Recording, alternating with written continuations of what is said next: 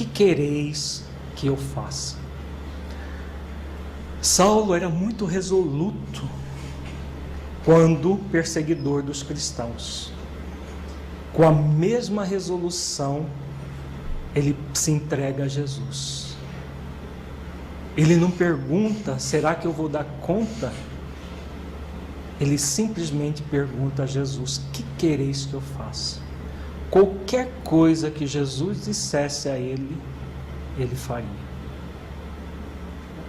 Com a mesma resolução, ele sai da perseguição para vir ao encontro do amor incondicional de Jesus.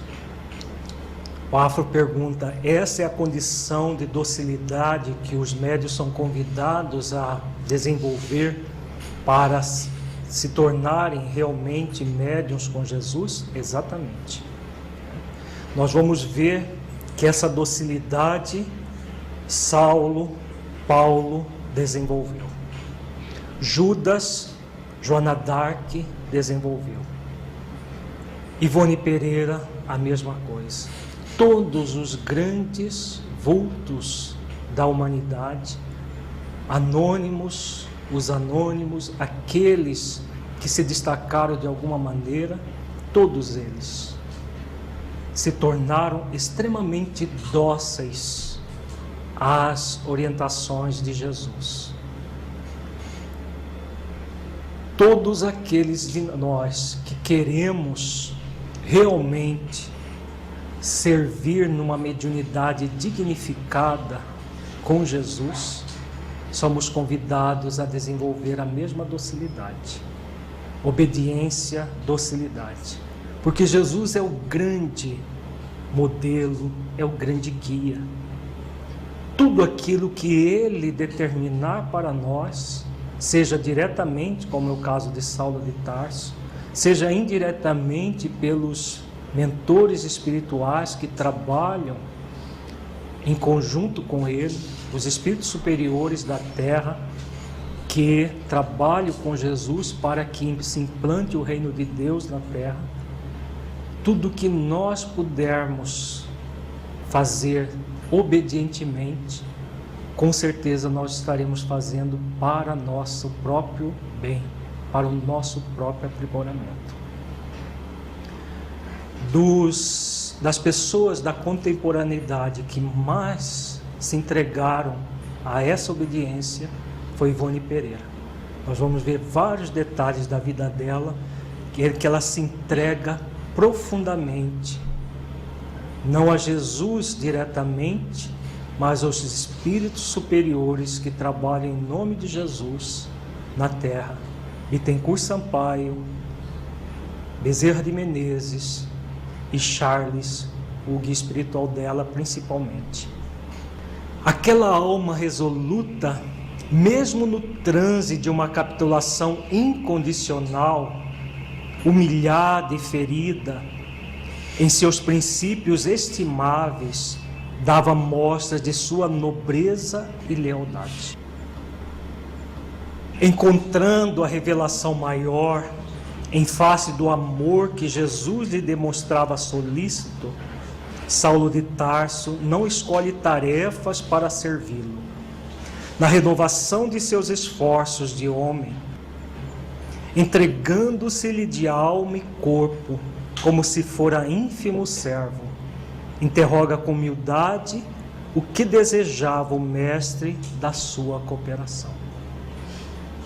Então, como diz Emmanuel aqui, Saulo de Tarso não escolhe tarefas para servi-lo.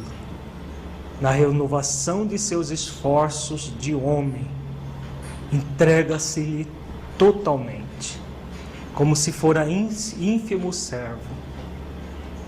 O próprio Cristo nos ensina isso. Quem quiser ser o maior, sede o menor, e sirva, tendo plena consciência de que aqueles que servem são aqueles que realmente estão se conduzindo na direção do Pai. Nós vamos ver nas próximas aulas uma série de detalhes da vida de Paulo de Tarso e como ele realmente se transformou nesse grande médium. No dizer de Emmanuel, no livro Seara dos Médiuns, o médium inesquecível. Então nós vamos ver vários detalhes da vida desse médium inesquecível. Porque depois que aflora a mediunidade ostensiva, ele que já era um médium subconsciente, até esse momento que Jesus aparece a ele na estrada de Damasco, ele torna-se o grande médium. Estevão foi o intermediário, o espírito que se servia de Paulo para operar curas, para escrever as epístolas. Estevão passou a ser praticamente o intermediário de Jesus com Paulo. Aí Paulo, esse grande médium do cristianismo nascente, que dentre tudo aquilo que ele nos legou, o mais significativo são as epístolas. Porque as epístolas de Paulo são praticamente orientações de Jesus que passaram por ele como médium, utilizando Estevão como intermediário. O Afo faz uma pergunta muito importante, significativa. Nós vemos que Saulo, ele simplesmente entra num movimento de reconhecimento das verdades do cristianismo. A partir desse reconhecimento, o que ele faz? Ele entra num processo não de culpa, mas de arrependimento sincero, que nós chamamos de arrependimento consciencial. Qual é a grande diferença de arrependimento para culpa? O arrependimento foi o que Saulo fez, culpa foi aquilo que Judas sentiu. Então Saulo reconhece o erro praticado, se arrepende e imediatamente começa a reparação. Pelo nível de resolução dele, ele não fica cultivando o remorso improdutivo, ele se lança ao arrependimento consciencial, que é a primeira etapa, como nós vimos na nossa aula passada, para a reabilitação do espírito. Nós vimos que existe o arrependimento, a expiação e a reparação. Saulo é o grande exemplo de, numa única existência, ele fazer as três coisas. Ele se arrependeu, ele expiou e ele reparou. Numa única existência, em 30 e poucos anos ele fez isso. Judas fez ao longo dos séculos. Ivone Pereira conseguiu também fazer numa única existência. Agora, todos nós somos convidados à mesma coisa, ao arrependimento, à expiação, que significa retornar à pureza de onde nós não deveríamos ter nos afastado. O prefixo ex significa extrair, pia significa pureza, ação para extrair a pureza da essência divina que nós somos. E aí a reparação, que é praticar o amor quando antes nós praticávamos o desamor. Saulo de Tarso é esse grande exemplo do chamado arrependimento consciencial, que é o processo de reconhecimento do erro com produtividade, em que aprende-se com o erro e aí busca-se repará-lo, em vez de ficar num processo de julgamento, condenação e punição, que nós vamos ver agora no caso de Judas Iscariotes. Então vejamos a trajetória de Judas. Nós vimos na nossa aula passada o momento que Judas, reconhecendo o erro, suicida-se. Na noite de hoje nós vamos estudar a ida de Jesus até Judas, para em vez dele ficar ali cultivando o remorso improdutivo, nós vemos o chamamento de Jesus à reparação. Isso é muito importante porque nós vemos muitos médiuns com potencial enorme, com capacidades enormes de doação, mas que são médiuns pela metade. Por quê? Porque ficam cultivando culpas, cultivam situações que acaba inibindo o próprio potencial mediúnico. Em vez de utilizar todos os recursos para a reparação, inibem-se com o processo da culpa, julgamento, condenação e punição. E aí acabam sendo médios meio obsidiados. Uma hora estão bem, outra hora estão submetidos a espíritos menos felizes e poderiam agir de forma diferente. Agir realmente como Saulo de Tarso agiu, como Ivone Pereira agiu. E quando Judas entra no processo de remorso improdutivo, Jesus vai até ele e o reergue. Serve de exemplo para todos nós. Jesus diariamente nos chama a nos reerguer. E muitas vezes nós ficamos na culpa improdutiva. Porque a culpa é um processo inútil em si mesmo. Muita gente acha que não dá para viver sem culpa, porque senão vai fazer muita coisa errada. Se não tiver culpa, pura ilusão. Porque a culpa, na verdade, é um processo de preguiça. É um processo de inação. Enquanto a pessoa está cultivando a culpa, não está realizando as ações de amor na direção do bem. Por isso que Jesus nos chama ao amor incondicional. O amor incondicional, o próprio termo indica, não impõe condições. Não precisa ser perfeito para amar.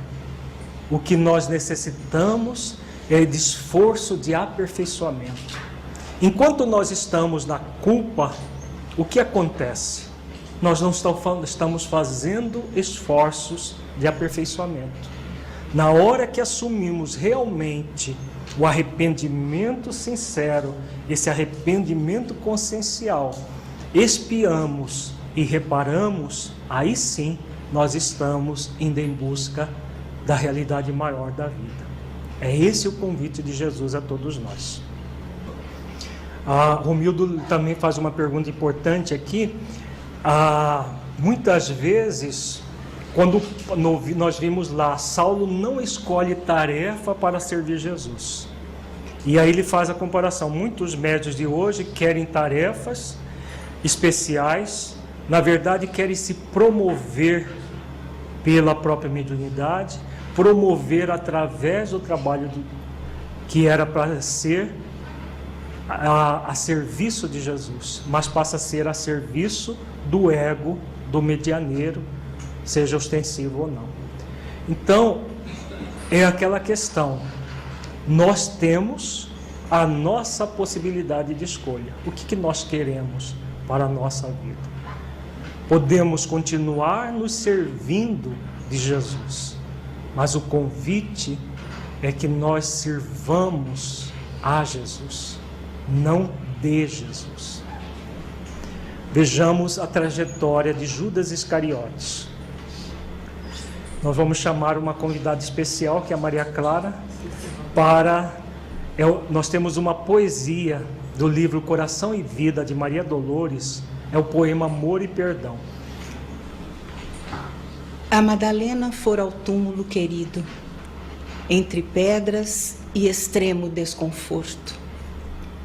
Levava flores para o mestre morto, tinha o peito magoado e enternecido. O sol reaparecia resplendente, a névoa da manhã fundia-se no ar.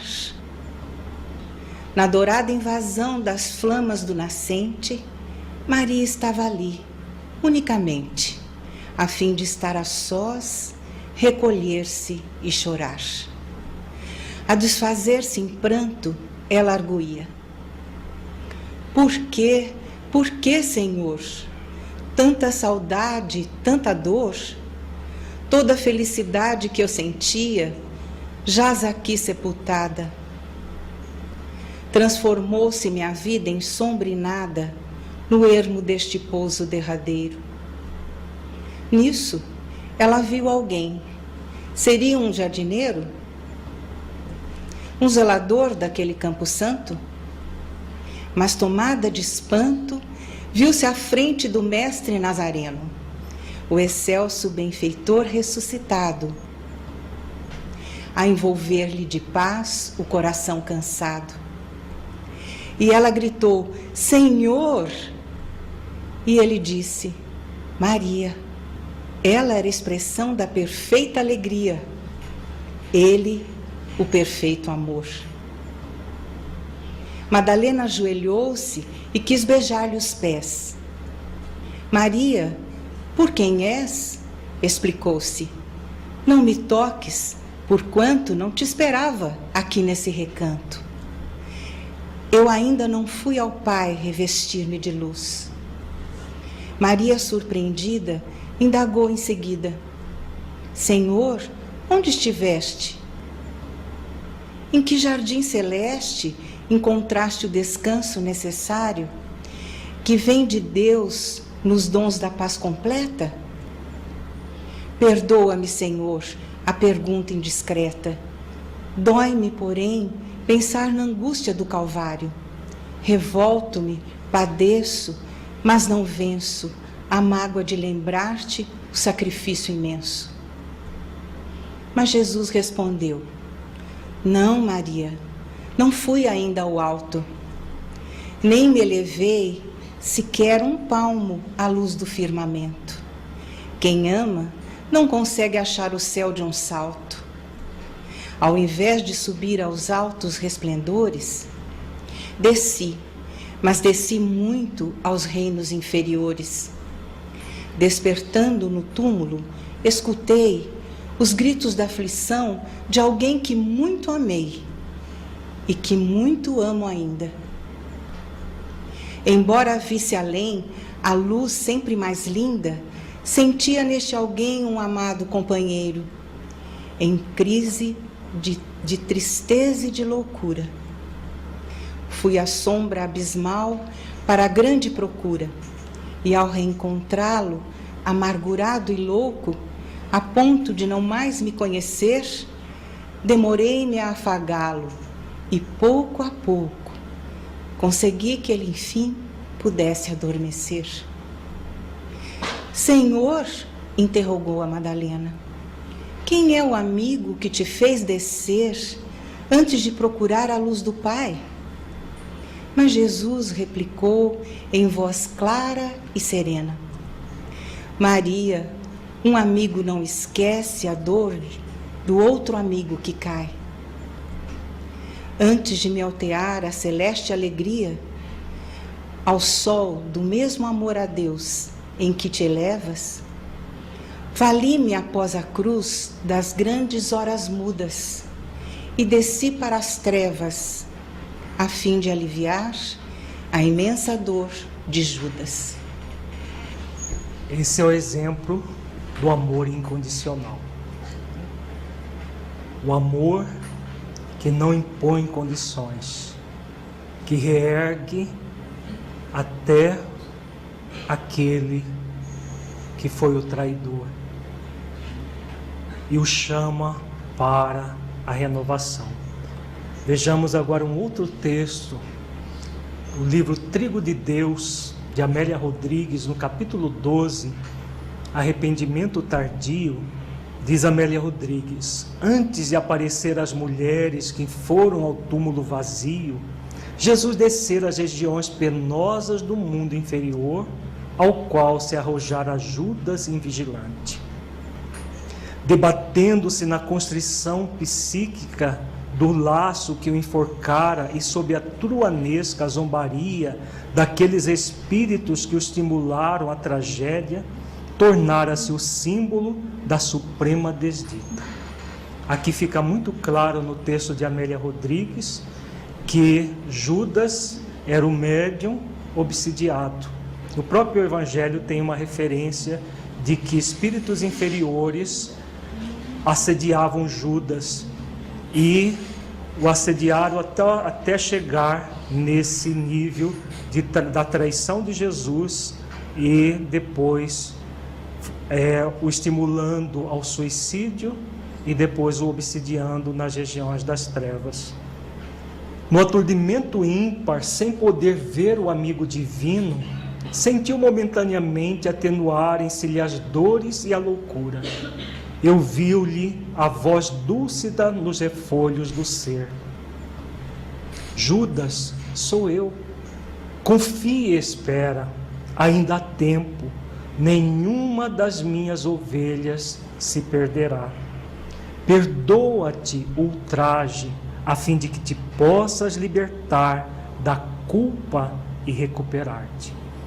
Então, essa é a característica do amor incondicional.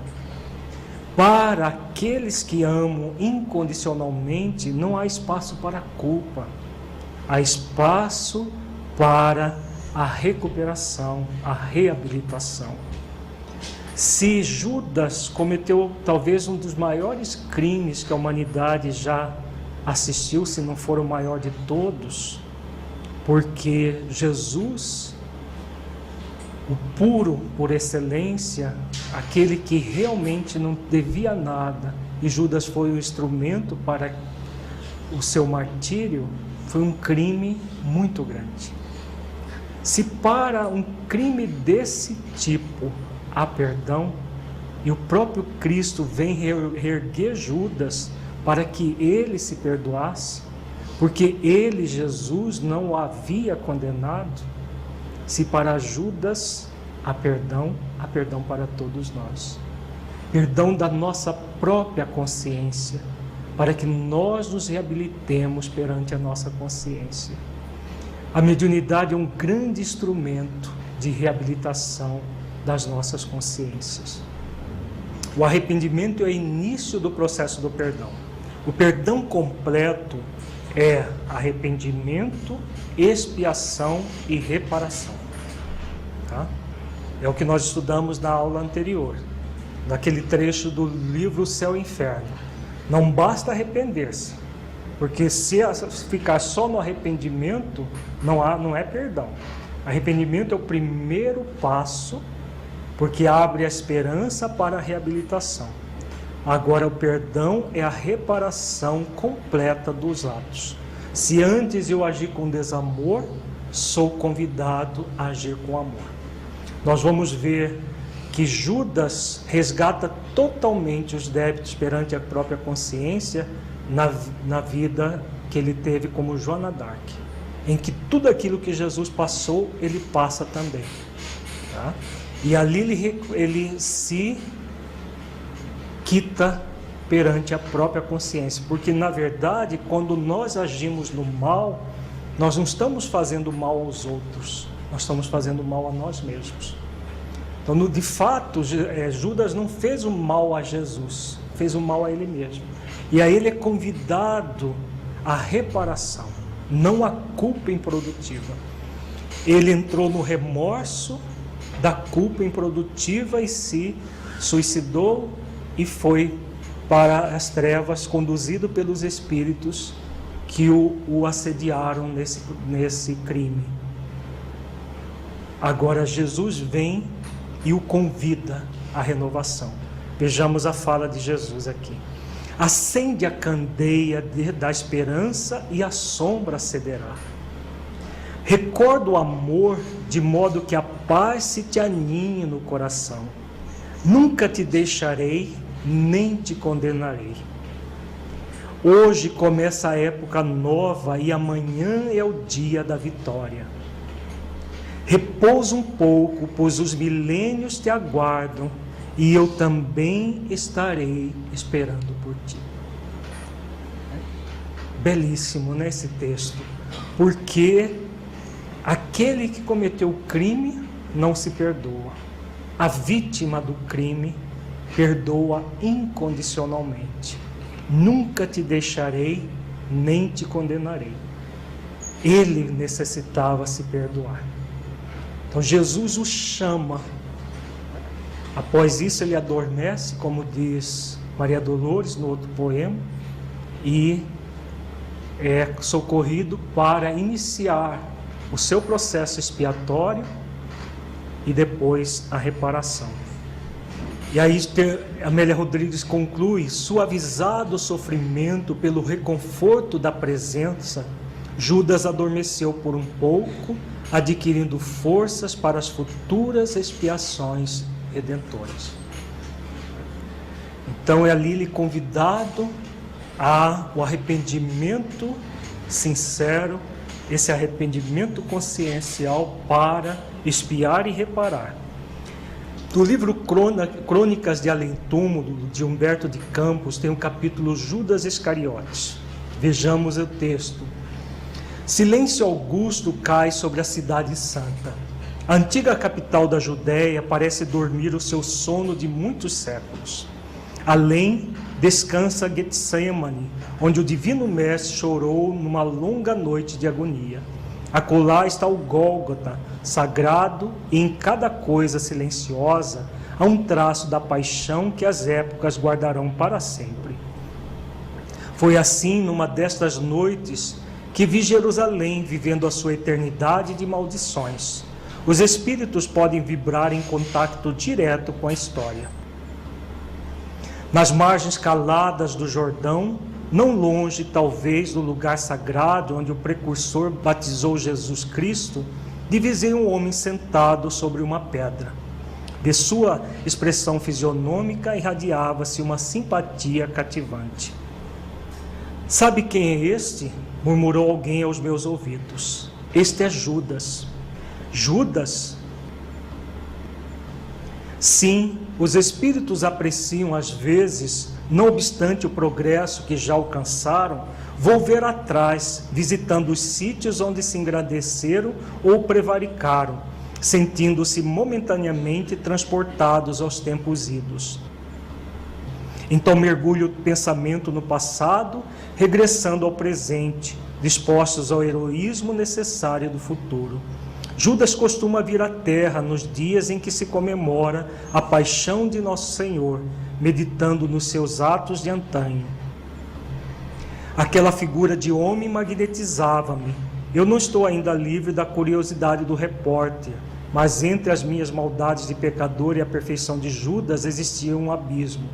O meu atrevimento, porém, e a santa humildade de seu coração ligaram-se para que eu o atravessasse, procurando ouvi-lo. O Senhor é de fato ex-filho de Iscariotes? Sim, sou Judas, respondeu aquele homem triste, enxugando uma lágrima nas dobras de sua longa túnica. Como Jeremias das Lamentações, contemplo às vezes esta Jerusalém arruinada, meditando no juízo dos homens transitórios. Depois da minha morte trágica, submergi-me em séculos de sofrimento expiatório da minha falta. Aqui ele vem falando dos processos, depois do arrependimento, em vez do remorso, a partir daquele convite que Jesus faz a ele, ele entra nas encarnações expiatórias. Sofri horrores nas perseguições infligidas em Roma aos adeptos da doutrina de Jesus. E as minhas provas culminaram em uma fogueira inquisitorial, onde, imitando o mestre, fui traído, vendido e usurpado. Vítima da felonia e da traição, deixei na terra os derradeiros resquícios do meu crime na Europa do século XV. Então aqui Judas fala de toda a trajetória dele. Ele renasceu várias vezes no início do cristianismo, em Roma, e ali ele foi perseguido, foi torturado e muitas vezes morto. E depois de muito crescer nesse processo, de evolução, ele renasce no século XV na personalidade de Joana d'Arc. E nessa personalidade, como Joana d'Arc, ele foi traído, vendido e usurpado, como ele diz aqui, e ali ele quita os débitos perante a própria consciência. Nós vamos ver detalhes da vida de Joana d'Arc, principalmente nessa questão da docilidade aos guias espirituais. Desde esse dia em que me entreguei por amor